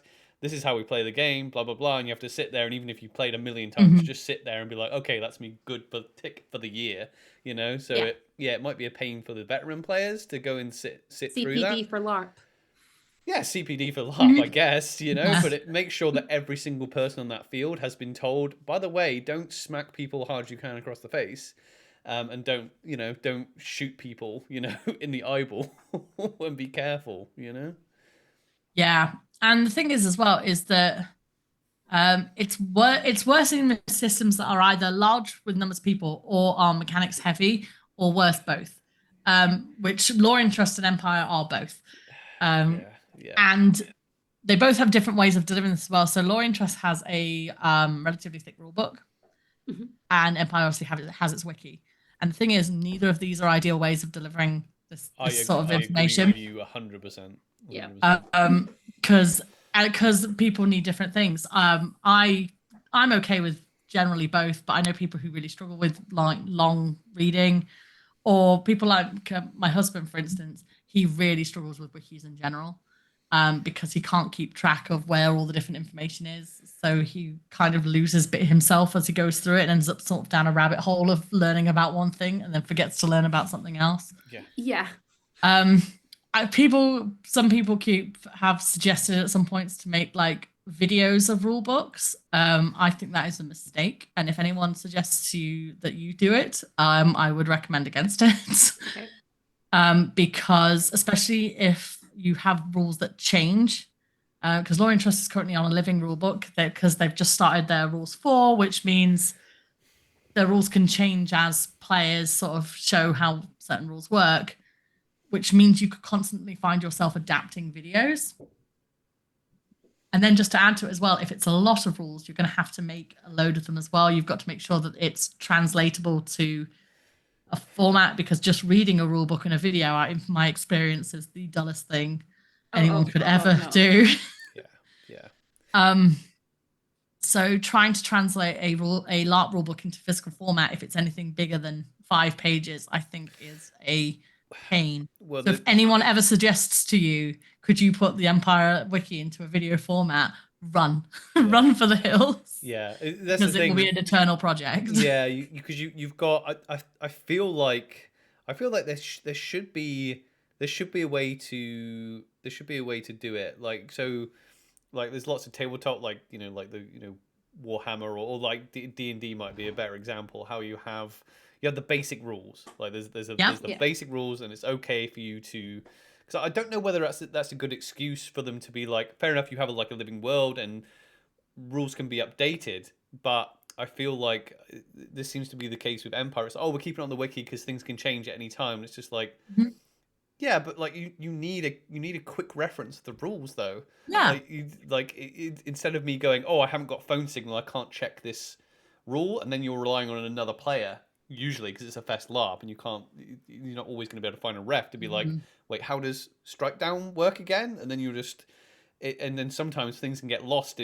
Loads of people say, this is how strike down works, because I've seen this happen, and it's like, and then you go and read the rules, and you're like, that's not how it works. Not how it works, actually, is it? Yeah, and even experienced full-on referees can quote the rules to you wrong just to make it even more complicated. Yeah, well, especially if refs are working many different systems, and I mean they're some are human and they're working different systems. You can make a mistake. You know? So many of them are as well. That was one thing I really noticed at Empire, was I just kept running into people already on the staff team who I knew from the Lorien Trust, and they were also staff at the Lorien Trust. And I'm just like, You're all amazing for running all of these games. Do you actually play? Yeah. You need time to play. Go play, have fun. Because yeah, I mean, everywhere I see you, you're staffing something. I mean, I guess people get, I guess people get enjoyment out of that side of it. Maybe, yeah. I don't know, but yeah, like, you know, going back to the rules thing, I always feel better. You know, obviously, no one likes to be like properly rules lawyered, but if they're, you know, if you're playing a role playing game or something, or a tabletop miniature game, and there's like maybe a bit of like, oh, is that how this rule works? And everyone goes, hang on, I'll just get this. Okay, this is what it says. Okay, carry on. I feel like some of the interactions I see on the field, especially in combat where like adrenaline is high and things like that, and people go, that's not how that works, and they're like, wait, what? And I feel like it would neutralize a lot of things that happen between refs and players if a ref is like has this little pamphlet and just like, okay, well, the rules of this, double check. Oh yeah, it says this. You need to have either be on your front, on your belly, or you need to be on your backside for strike down. Are we all clear? Yes, everyone's clear. Go. You know, because it's not the ref's opinion. Even though the refs, you know, the referee's there to mediate, so his opinion is right. Yeah. But I don't know. I just feel like having, if you had like the basic rules, like you would in, like I say, D&D has like their basic rules, and then they have all the other stuff, the modules and the adventures and the living story and all that around it. So I don't know why you couldn't have both in LARP. The problem is the advice I usually give to new players, I don't think translates over to Empire. So, and you'll see why in a second.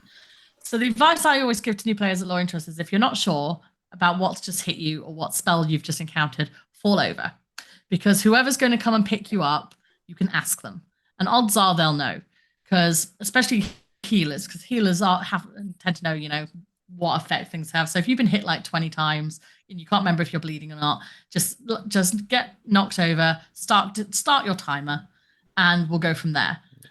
The thing is, I don't think that translates over well to Empire, because bleeding out time is very short, and from my experience on the battlefield, if you fall over, you may just get left. Yeah, well, that's the thing with that system. And you may just end up finding yourself declared dead when you didn't even need to die. So I don't think that necessarily translates over very well. So I'm still trying to work out sort of what I would advise to Empire players about that. Yeah, it's tricky. Yeah, I mean, like when obviously we're speaking about, you know, the rules and what all these different things are. There was, in one of the tourneys I did, just before it, one of the refs came up and he had this little card. And he was like, okay, and explained what each thing was. So just a little reminder, this does this, this does that. And that's the only time I saw this little card the entire event. And I just remember thinking, we need that. In every player pack, we need one of those little cards that you can take around with you, so that if somebody does a call, you can actually, you can fall down and check it and actually be able to have that information on hand, because it's tricky. And, you know, there's no internet signal there. I mean, nobody's getting out the wiki in the middle of a battlefield to figure it out. People do, though. People like try and get the entire wiki up they're like, oh yeah, I'm gonna see if I can. That's the other downside of a wiki as well, because at least with the Lorien Trust rulebook, I can download that fully to my phone, and then I have access to it without having to, you know, have internet access. Ironically, the other upside of being an archer in this kind of thing is that because you fight from a distance, odds are nothing's going to hit you, so you only have to really remember the stuff you're going to hit people with. So it doesn't really matter if the person, not like, you know, you're fighting someone you're attacking is hitting with cleave, because they can't get you. So all that matters is you remember what your bow does. Yeah, exactly. That's a really good point, actually. Yeah, like you just need to think about what you're doing and not so much what. Yeah, and just make sure any arrows coming back at you avoid. That's all you need to do. Long distance combat's great when you don't remember half the rules, because you don't have half of it don't apply to you. Yeah, I want to try. Like I've never tried archery within LARP before, and it's something that I'm like, it looks like it's a lot of fun. I love the feeling of being up in someone's face with a sword. I love that feeling. Yeah. But I'm like, I'd really like to try the archery side of it without necessarily applying it to my character. But it seems like an expensive thing to go out and get just to be like, this is going to be for my monstering kit. You know, I'm going to be a monster that Not shoots. really. I wouldn't say it. I wouldn't say it is. No? I don't believe that a bow and like I said, bow and 6 arrows, in my opinion, doesn't cost any more than a regular sword and shield combo would cost you. Yeah. It's really not that expensive. You can get quivers quite cheap online as well. Anyone who tells you you need an arm guard or finger guards doesn't know what they're talking about. You can get away without it. You might end up with a few bruises on your left arm for a while, but you can get away with it. Try it. Yeah, and most people like put a mark on the end of on the sponge of their arrows anyway, so they know which ones are theirs. Yeah. Sensible people put like numbers on there or anything. I drew a rabbit because at the end of the day, in my experience, if you've got a really distinctive symbol, your friends recognize it and they will bring your arrows to you if they know it's 100% yours. See them from a distance in a bin in Lost and Found as well. Oh no, they just stumble across one on the ground. I've had people pick up my arrow and go, "Oh, this is Jess's. Jess isn't far. I'll just take it to her." Brilliant. That's a good point, actually, because a lot of people obviously like in Empire, people have their player numbers, so a lot of people put their player numbers, but I guess from a distance it's just a load of numbers, so you wouldn't know. But I've seen a few people draw like their house sigil on it and things like that, or their house colors, and I'm like, oh no, that's good, because like you can see that from a distance and it's all good. There's been a few I just drew a bunny. I just drew a bunny because it translates, because I can take it to multiple LARPs. It doesn't matter. And everyone works, knows right? the bunny is mine. It's a shame. There's been a few times like I've when we've been kind of like marching across and I've seen a few arrows and I'll pick them up and I'll put them in the pile, which is usually next to a tree. And it's always so horrible when I pick up one. I'm like, this is a brand new arrow and there's nothing drawn on it. And I'm like, oh, this was got today. It's gone. Yeah, literally.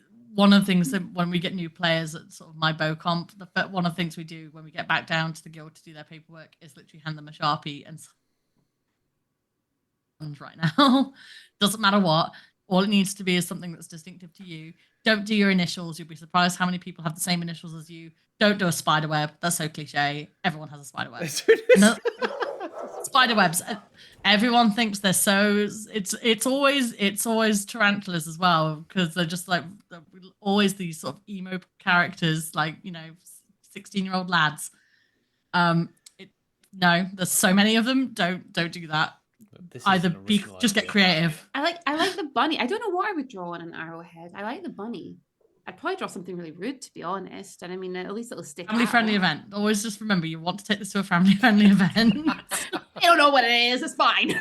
It's so funny, Jess, because honestly, I thought that when we started LARPing, kind of beginning of last year, Robin was the biggest like wood elf fan ever. Yeah. Just Legolas, just the stereotypical Legolas, fangirl. And I was certain that she would want to be an archer when we LARPed, and you just haven't. You just have, because I think you did want to. When I gave you the pitch for us going LARPing, you were like, "Oh yeah, could I like climb a tree and shoot an arrow?" I'm like, "I don't know if you could climb a tree, but you could definitely shoot an arrow." And then you went straight into like full on like ambidextry up front, full armor. The thing is, I had 2 real life skills.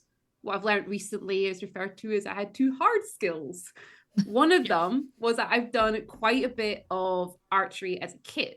And I was like, okay, I could probably do that. And the other one was we do tactical Kali, which is using 2 bamboo sticks. Mm-hmm. That was more recent. And I was like, well, that's more recent. It's fresh in my mind. And I'm quite comfortable with that. We're going to give that a go. And for my first ever battle, we'll give that a go. If that doesn't work, get rid of them. I'm going to go archer. Turns out I loved being up in people's faces. I loved that feeling of running and into this huge, full-grown man standing in front of me and watching them run away from me. And I was like, oh no, I need this. I need this 4 times a year. This is going to get me through. It's cathartic, isn't it? It's really cathartic. I discovered a love for dual daggers a while back. I also I taught claw competency at the Lorien Trust for a while as well, because people use claws. I hate claws. I'm not good with them.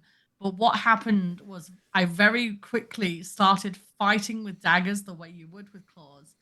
And I found that it is incredibly intimidating if you start a knife fight with both daggers just hanging down by your side instead of having them up in front of you.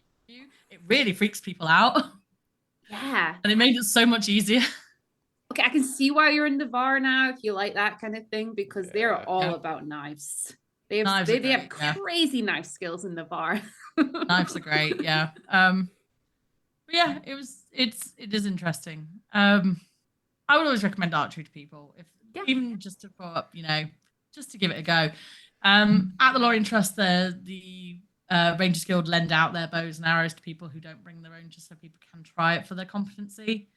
And if you enjoy it, we recommend some retailers to go to that aren't too expensive. Quite a lot of people take it up. It is really, really fun. Oh yeah. It's not for everybody, and you do get a lot of backlash from people because people just want to convince everybody that archery is terrible for some strange reason. I can't imagine the game, any game, without it though. Yeah, fair enough. Yeah. People like, oh yeah, don't do it because ABC. And you're like, okay, that's understandable. But like, it's some of the best moments on the battlefield because there's not like tons of art. If it was all archers, maybe, but Yeah, because there's not many. Like you just like, it's just an epic shot, even from the enemy. It's just so impactful. Like an enemy's arrow just comes out of nowhere and takes someone out, and you're like, ah, what? not to toot my own horn, but to definitely toot the horn of every archer I have ever met. I personally believe that if you come across an archer in a LARP, you're almost guaranteed, especially if they've been doing it a while, you're almost guaranteed to get a good role player. Because at the end of the day, this is somebody who has committed to do something that everybody else has told them not to do for their own personal enjoyment. And if someone's willing to commit to do that, odds are they are very committed to roleplay. Yeah. I like that. That does make sense, actually. I mean, like there's when we're out in the battlefield and things, like I couldn't imagine it without archers being there, but there's been a few moments where we've come across something, we've been like, we can't get through this. We can't get anywhere near it. We're going to die. And it's been that moment where like whoever's in charge has been like, right, archers, I need archers. And then they just all start coming from all these hiding spots. And then it's that moment. And there was one moment where, a load of archers appeared and they stood there and we protected them. We're like, okay, please do something to all these enemies because we can't do anything right now. And they just completely cleared an area. And we're just like, damn, we should be not discouraging you so much. No, you absolutely shouldn't. It is, the archers always look really epic when they get together in a group of more than 5.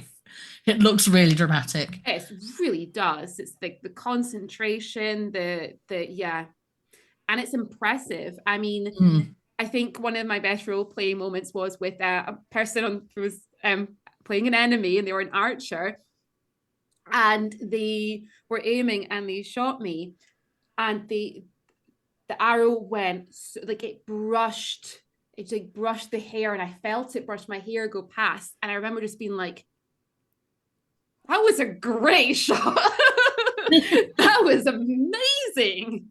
Not quite good enough, but that was amazing. And I remember like this archer just being like, oh, I'm gonna get you next time. And we just had this back and forth, and they eventually got me because I already know what was going through that archer's head because I've had that moment. It's just like, that was amazing. I hope someone else saw that. Yeah. That was great. Did anyone else see that? I was like, I saw it. Yeah, I always feel like I want to give archers that special role play, like Robert said, even if they miss by a small distance, you've got to be, or if it's so close where it's like, oh, maybe they thought that actually hit. And I always want to let them know whether it did or it didn't hit, or whether I'm wearing armor. Because sometimes if my clothing is wearing armor, and they're like, well, it should, because like you said in the Empire system, it's quite like archery is quite impactful, quite deadly because it impales you. So if you're not wearing armor, you're like down on the ground. Yeah. So I always try and make sure I try and spot them and let them know if it was close, if they got me, if they didn't get me because of armor or something. Because there's nothing worse than being like next to an archer and they're doing absolutely cracking shots, and like you're like, is that person taking the shot? Have they noticed that they've been hit? Yeah. Are they? And it's just it's amazing feat of skill, and like just no one notices. It's making no impact. Like, oh Yeah, it's always the way. I did notice a lot of people like nudging one another though. I've seen that a few times where like, you know, somebody's been hit. Sometimes you can't feel it and they've been hit. And I've seen a few people like, you know, nudging and being like, you know, that was an arrow. And usually they're just like, oh, okay, yeah, no, that got me. And then, but then sometimes, yeah, like Oliver was saying, there's been a few archers and I've seen them and they've taken amazing shots. And it's like, there was no armor on that person. How did they not feel it? They're off in the distance, still fighting. Damn it. Are you coming back to? Are you going to play the same character at Empire this year? If you're going to come to 2 events? Yeah, I think so. Yeah, I'm going. So the aim I've got is to come to the spring equinox. Yeah. That's that one in June. That's the one in June. Yeah. That's the one in June. Yeah. So my plan is to hopefully do the spring equinox and the autumn equinox. I do want to play the same character because, truthfully, I chose Navarre purely because Debbie, who I was staying with, that's where she was. Yeah. I thought it polite to, be in the same one. Yeah. She said I could be in another one, but I just figured I don't know anybody else there really, or at least I didn't think I did. Apparently, it turns out I knew lots of people who were there. But I really enjoyed the atmosphere of the Navarre. I loved the nightlife, and also, the songs and stories circle, the bar, just wandering through the market at night. I thought that was absolutely brilliant. And so I'm definitely going to want to go back in and sort of join them. And this time my husband's going to be coming with me. Ooh. My son's going to be coming with me. Ooh. But I'm also guilt tripping a bunch of my friends to come with me. Yes. So I'm hoping to come in with a full striding. All experienced LARPers. So it's no one's new to this, but they will all be new to Empire. Yeah. That's amazing. I can't wait to see like your son there in the bar already. Yeah, we'll see how he copes. He is very cute, but he is mostly nonverbal with awaiting an autism diagnosis. So that will mean I'm going to have to sort of dial things back and just sort of make sure he is okay. Yeah. Because he doesn't understand everything and will just charge off into the woods. And I'll then just disappear forever. Yeah. But that's the great thing about Empire, from what I observed, was the fact that because there's no battles going on in the marketplace or around where everyone is camping, it's not as worrisome if he runs off a little bit because I will find him. Yeah. Whereas in the Lorien Trust, a fight can break out anywhere, like absolutely anywhere. And there are rules about obviously children getting into fights. If you're below a certain age, they don't want you in the large fights. Arthur is definitely below that age 4. He shouldn't be anywhere near them. And he is quick and quite small and could easily slip into a fight very quickly if I've not got my eyes on him.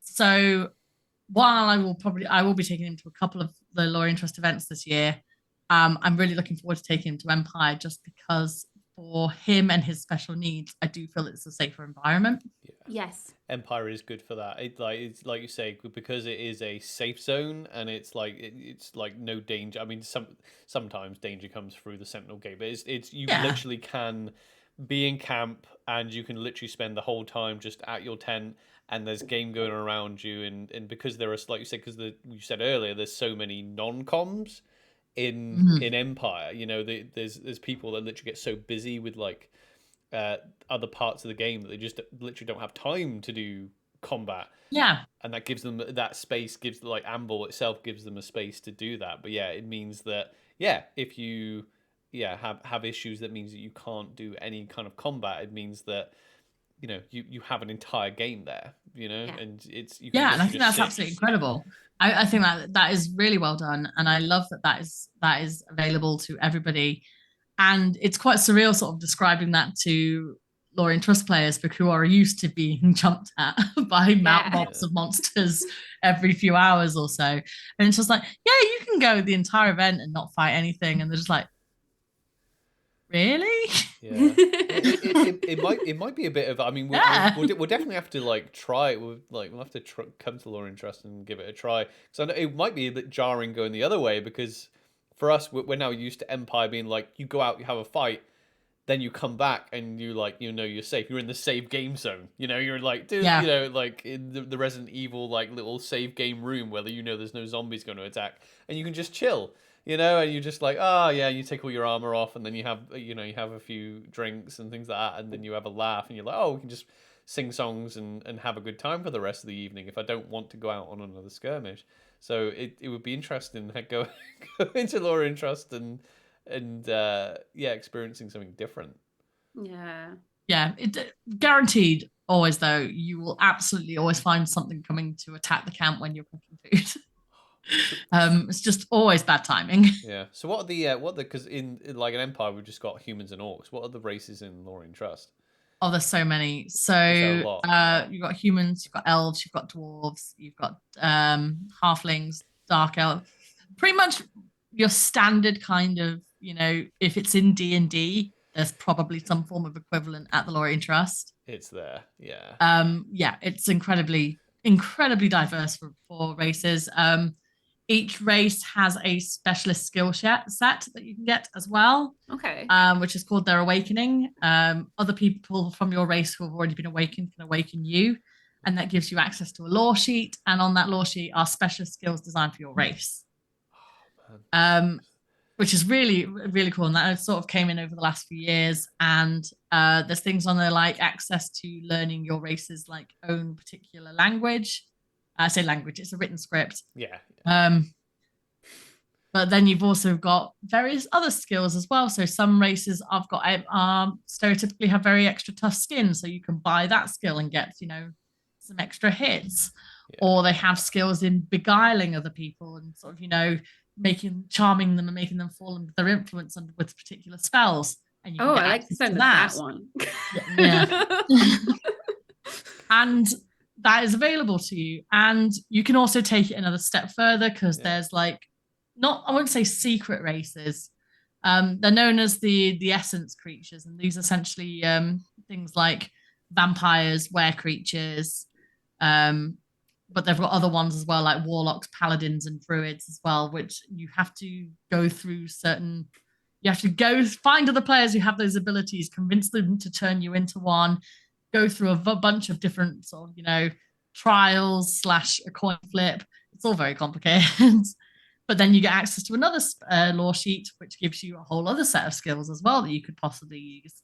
So it's really the game that's designed to be customizable to whatever kind of play style you want to do. It sounds it is massive and it sounds complicated, but it kind of does mean that if there is something you want to do, there's probably a way to do it. Yeah. Yeah, what's the so that's the thing, like you're saying you obviously you played Lorien Trust for years and then like jumping into Empire. Empire seems to be a very good game for just like coming to one event for a year or coming to two events and there's not like a real like fast-paced story. What's Lorien Trust like for that? Like say if we wanted to come for like one event, would we be totally lost or would you get like a confined experience for the weekend?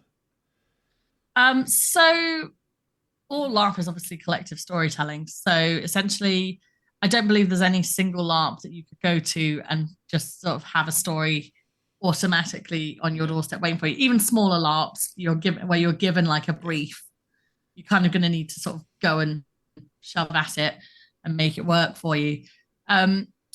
With the Lorien Trust, there are so many different plots going around because each faction has its own plot. There's the overarching world plot. Different guilds have their own plot. Under 16s have their own plot. There's so much you can get involved with. Most of the time, a plot will appear in your own faction through the form of a fight in some way. Yeah. And then players will start interacting with it on a non-combat basis. People have got there's often a lot of meetings at LARPs are extensive. Do you find that Empire? Because I didn't see it on Empire is pretty much all meetings. I mean, what is it with LARPers and meetings? Like I go to lots of meetings for my job, and then I go and do it on my spare time as well. You know that feeling where you're like that feeling when you're in a meeting, just like a real life meeting, and you're sitting there and you're like, this could have been an email. Yes. Sometimes there was a couple of them that I did kind of like I was listening to, and I was just remember thinking this could have been like a poster handed out or something. Yeah. I've had that. I've had that where I went to an event and one of the players had prepared like a leaflet explaining what was the plot leading up to this event, like in an in-character basis, and they handed it to me as I got there. I went, "This is so helpful." There we go. Email. I now know why we're here. I now know what we're fighting. I now know a bunch of different stuff. You know, this is really helpful. Yeah, more people should do this. Leaflets are great.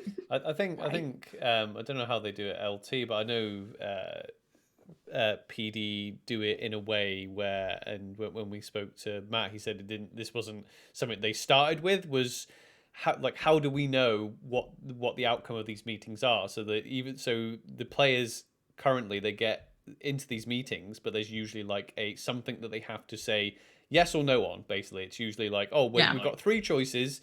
We have to choose by this time on this day, and then that gets put on a piece of paper and gets sent to plot, basically, mechanically. Yeah, makes sense. But but apparently that isn't always a thing. It definitely wasn't in PDA, because they were like, oh, they had full games where they would run a game where there was decisions being made, and at the end of the event, the plot team didn't know what decisions the players had made, because they'd all got together, they'd all had tons of meetings.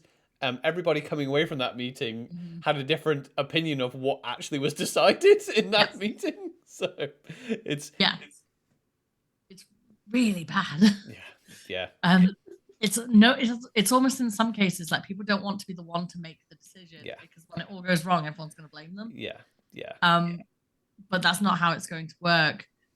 But yeah, if you came to sort of a Lorien Trust event, odds are you could walk into a plot quite quickly. If anything, just because one thing I always recommend new people do is there are NPCs in every single faction in the form of a ruler of some kind or an advisor to rulers or whatever. They're the people in charge, and their job is to essentially engage you with the game. Right. So if you go to them at the start of the game before it's even sort of, timed in, and you're out of character, and you just go, "Hi, I'm new. I have no idea what plot's going on. Can you help me?" And I've yet to meet anybody who goes, no, you just have to sort yourself out. Every single one of them is always so super helpful and just like, yes, I am. Come and see me as soon as the game starts, and I will direct you to somebody who can help you. Yeah, who can get you involved. Or you can just follow me around for a few hours, because kings tend to end up in meetings with other important people. And that's an excellent way to get involved in plot. I always recommend that to people as well. If you ever are stuck with a plot, go find someone important and just offer to bodyguard them. Because odds are they'll end up in an important meeting and you'll learn something. Yeah. And even if it's just like passively absorbing what's going on as well, just be like, oh, this is how the game works. And especially, I guess, if you're like a newbie to roleplay as well, you might want to like just sit back and watch other people roleplay and like, oh, okay, what's this all about? I think it's really good for people who are not too sure what to do, is to just have someone important to follow around. Odds are you'll end up accidentally saving their lives as well, and then they'll be very grateful, and that'll cause you more roleplay. I mean, that'd be pretty epic. Yeah. What are your plans with the with your YouTube channel? Because you're doing like a series at the minute, aren't you? You're doing like a I'm back doing LARP 101. So this year I'm trying to answer more direct questions from my viewers, because it's all well and good me telling you how to LARP, but if there's something specific you want to know, I might as well answer that. So that's going really well at the moment. I've got another episode coming out on Monday, and possibly the week after. It's already filmed and ready to go, but I've got another video that I might release instead. Either way, another video is coming out next week as well. I'm really pushing it for once a week at the moment to try and get as much content out as possible. I think the thing is that there is the space for it, because literally, you go on and if you put it into the search engine, there's not actually that many of us. You type in LARP and we all show up. It's like our little group. Yeah.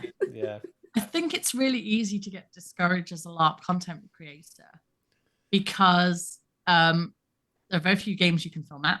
So it's really hard to show a game if you're not allowed to film there. Sitting and talking about a game doesn't always go very well. I found that it works a lot better in a podcast format. So you guys, LARP and TARPS, the LARP News podcast, I find that works really well because it's essentially listening to a group of people talking, whereas a lot of us end up sitting at a camera talking about an event that you can't show anybody. Yeah. And that tends to slow people down. And I think it's kind of hard to get traction when you kind of keep hitting those barriers. Yeah. So it's just kind of about creative thinking and finding people, especially and LARPs, who are willing to work with you. But yeah, I'm doing pretty well. I've got a few LARP events I'm going to. I'm hoping to film at least 2 more other than the Lorien Trust this year. Yeah. I think I will convince one, but not the other. We'll see how it goes. And I'm trying to basically interspace LARP 101 with a lot of sort of other creative projects I'm doing. I'm doing my very first Bergschneider challenge this year. Oh, so nice. I've got a cloak that I'm customizing. I am a terrible sewer, and I think the people on the challenge page are worried for me on how this is going to go. So how do you get into this challenge then? Because I know the store that you're talking about, but how do you? Yeah, Bergschneider, they're absolutely great, aren't they? So the challenge itself is something that they started running, I think about a year and a half ago, and essentially it's really brilliant. What they do is you sign up for the challenge, you put in an email address, and essentially what you're doing is you're creating an agreement with them, and the agreement is that you will customize a piece of their clothing. And you will show your progress on social media. So either on their Facebook page, on your Instagram, just make sure that you're tagging them in with the Bergschneider challenge hashtag. And in exchange, they will sell you the product you're customizing at a discounted rate. So you can get 10 quid off a cloak or something. And then you customize it up to however it looks. Odds are that'll be more than the actual £10 anyway. But let's face it, odds are we get hold of this stuff and we start customizing it to ourselves for various reasons, regardless. So to get that little bit of money off.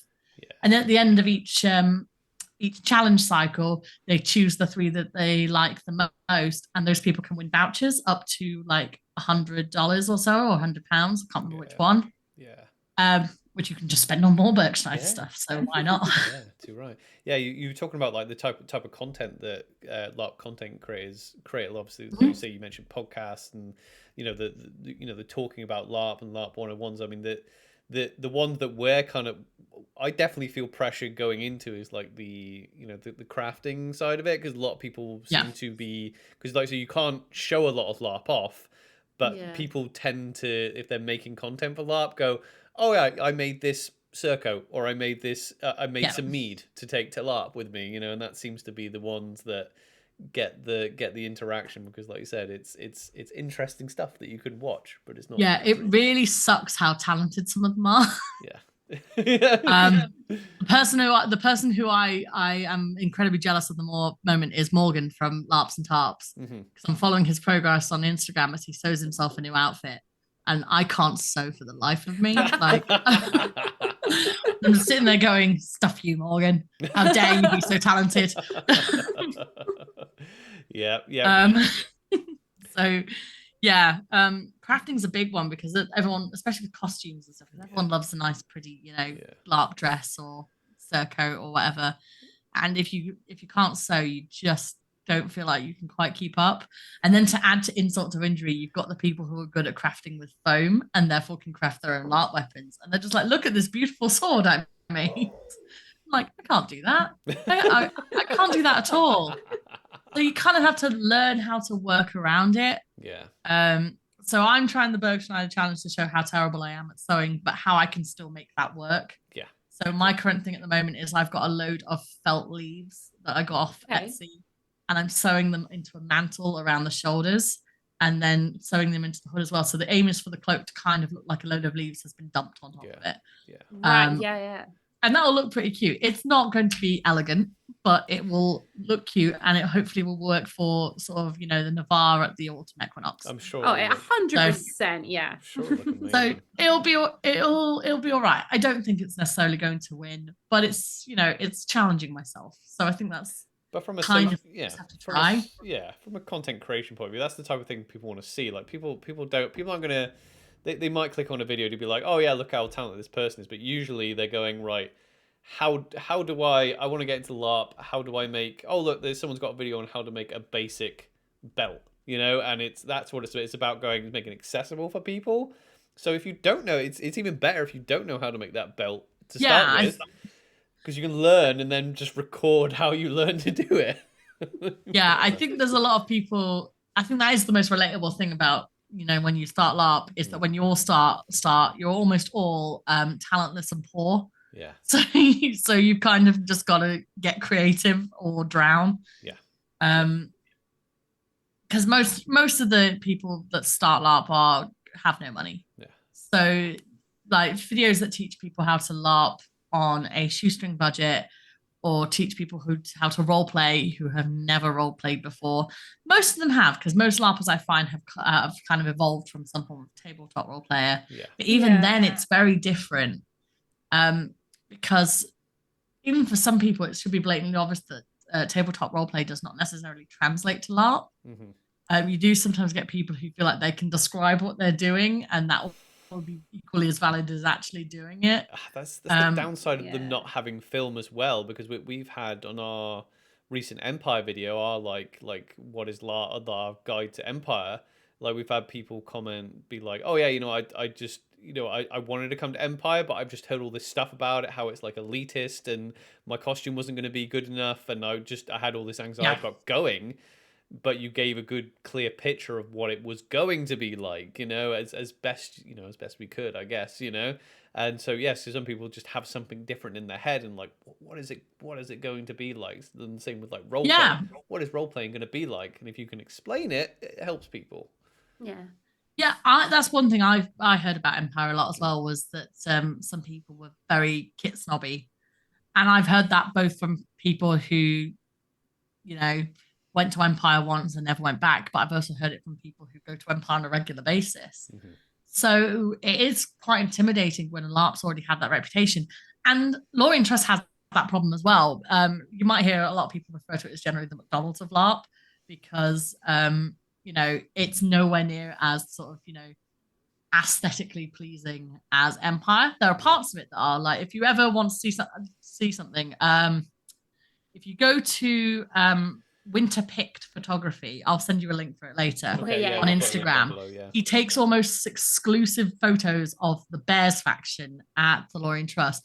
The Bears faction, I think, look like they should be at Empire. They are incredibly dedicated to their aesthetic. It's very detailed. It looks absolutely stunning. You could literally pick them up, drop them in the Empire field, and nobody would know that they ever came from a different LARP. They are very on point.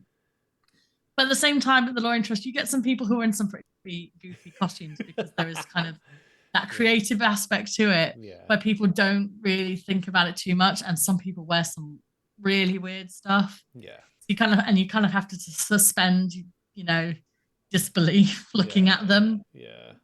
And so it kind of has that reputation of sort of being a LARP that doesn't care too much, which is not true. Really not true. The players at the Lorien Trust are every bit as dedicated and as talented role players at Empire. There is literally no distinction in the level of role play between them. It's just, I think they have different priorities. Yeah. And for the Empire lot, I think the priority is to have an incredibly immersive, sort of almost Lord of the Rings aspect to their LARP, where you are literally wandering around that camp and your suspension of reality is disbelief. It's just there. Yeah. You can easily believe that you are not in the real world at all. Like, I know it's right near Silverstone, but like literally I could not hear any of the cars going around the track until the event was over, and I was sat packing down, and suddenly it was just like, did they just start today? It's like, no, they've been going all weekend. It's weird. And a few people have said that, how it like blocks out the surrounding sounds, and even some surrounding buildings and things. People like, I've had people being like, hey, have you ever noticed the house? And I'm like, what house? There's literally a house. There's a house. There's a house. There's a building somewhere around here. Yeah. And I admire Empire so much for committing to that, and its players for committing to that as well. And I think at the Lorien Trust, I think the big commitment is not necessarily to have an immersive roleplay experience, but to kind of have a roleplay experience where you can be limitless. Yeah. Where you can literally turn around and go, this is what I want to be. This is how I want to do it. I'm going to do it. And there's no sort of little box that I'm confined by because I can make it work one way or the other. Yeah. And that's another great way of approaching it as well. And neither are wrong. Yeah. It's just different ways of approaching it. Yeah. And I think it's all brilliant. Yeah. Yeah. Well, that's the importance of creators like yourself, like putting that across, because it's all very well being like, oh yeah, we don't do film, we do this, we have a website and a rule book. But for new players, especially, I like now, especially, people research things a lot. I'd be very wary of just jumping in and trying. This is what maybe I'm struggling a little bit with coming into the LARP hobby even now. Like I would always look, if I'm going to join like a martial arts club, I will go on there. I will go on their Instagram, I will go on their website, I will check out, see if they put any videos up, any pictures, I will look at reviews, I will go, right, what's the credentials of this? But back in the 90s, I would have just gone, all right, there's a martial arts club, I'll just go and see what it's like. But people do the former now, you know? People will go on YouTube and be like, Lorien Trust, what's it like? Empire, what's it like, you know? Yeah. Yeah, and the thing as well with LARP reviews as well, you do find people that are generally harsh because most of the vocal people online tend to be complaining. Just to add, especially if you're on like Facebook and stuff. And if you go on there, like most people you're going to find are talking about how this wasn't right, or that wasn't right. We didn't like this. You should change this. And that's a really unfair way of looking at LARP, because I get that LARPs need feedback. Because it's the only way they're going to improve. But it kind of almost erases the goodness of it, and the goodness is still there. You still get people going, oh, wasn't this part great? Here's some photos I took at the event, and it looks brilliant.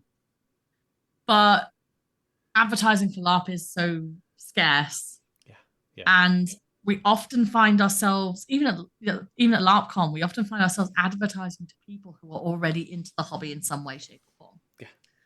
Because everybody who goes to LARPCon is either already LARPing or has committed themselves enough to go to this con because they really want to. And odds are that means they don't live very far from the con, because it's in Colville in Leicestershire.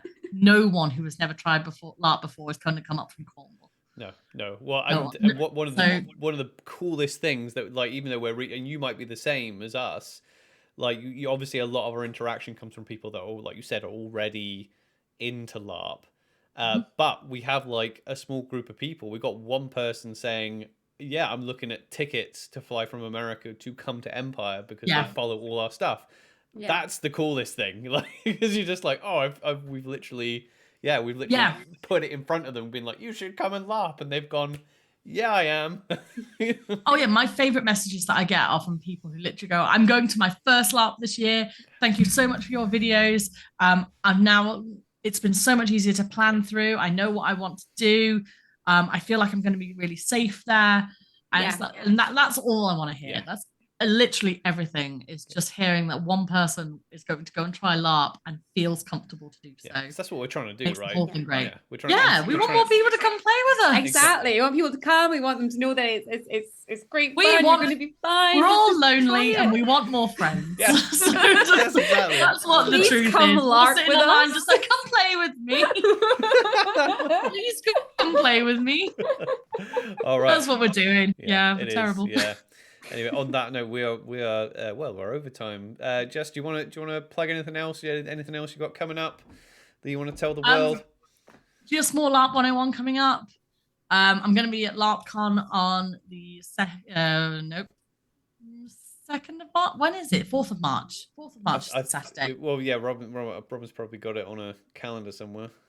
Yeah, I'm going to be at LARPCon on the 4th of March. Yeah, I think it's the 4th of March. Got a few more. Got quite more LARP 101s. Got some other videos coming out. It's going to be every week going forward. So plenty of things coming out. Keep up. Thank you both very much for having me. I love your podcast. I think it is really fun. I think more people should listen. Yes. And I've had loads of fun. Well, we've it's been a pleasure having you, Jess. Go check out our adventuring party, right? on YouTube. We'll put all the socials and all the links down in the description. Go check out our adventuring party. Anyway, we'll say goodbye to the podcast, everyone. Right?